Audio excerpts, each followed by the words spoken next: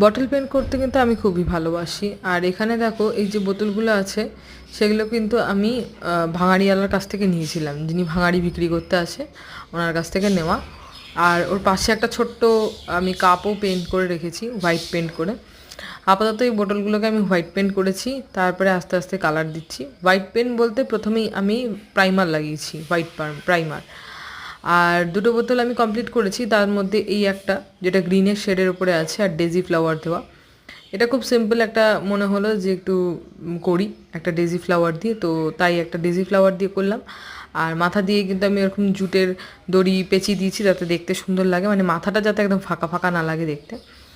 আর আরেকটা করেছি, এটার পুরো ভার্নিশ কমপ্লিট করে রেখে দিয়েছি, এটা অনেক আগেই করে নেওয়া হয়েছিল আমার। আর আরেকটা কমপ্লিট করেছি যেটার কালারটা একটু অন্যরকম, আরেকটু রকমের অন্যরকম ইউনিক কালার। তো আমি নিত্য নতুন চেষ্টা করতেই খুব পছন্দ করি। তোমরা অবশ্যই জানাবে যে এই নিত্য নতুন আইডিয়াগুলো বা নিত্য নতুন যে ডিজাইন বা কালারগুলো আমি করি সেগুলো তোমাদের ভালো লাগে কি না।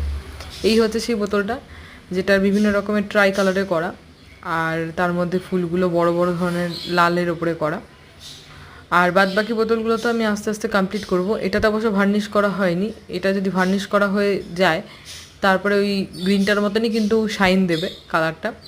ভার্নিশ করলে কি কালারটা অনেক দিন টেকে। আর আমি কি ভার্নিশ ইউজ করি সেটাও তোমাদেরকে দেখাবো।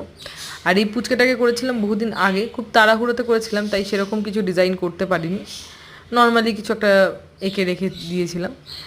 তো এটার কোনো আইডিয়া ছিল না, তো এদের দুজনকে করব যে একটা আলাদা রকমের চিন্তা ভাবনা করে বসেছিলাম। আর বাদবাকি আরও কিছু বোতল আমি রেডি করে রেখেছি, তো সেগুলোতে আমি কালার করব আস্তে আস্তে আর তোমাদেরকে দেখাবো। আর অবশ্যই এগুলোতে কিন্তু গাছ লাগাবো, মানে মানি প্ল্যান্টের কাটিংস দেবো আমি। তো তার জন্যই এদেরকে সুন্দর করে রং করা, যতটা সাজানো যায় এই আর কি। তোমরাও চেষ্টা করবে। আর এইরকম ভিডিও যদি তোমরা বড় ব্লগ চাও তাহলে অবশ্যই আমাকে কমেন্টে জানাবে।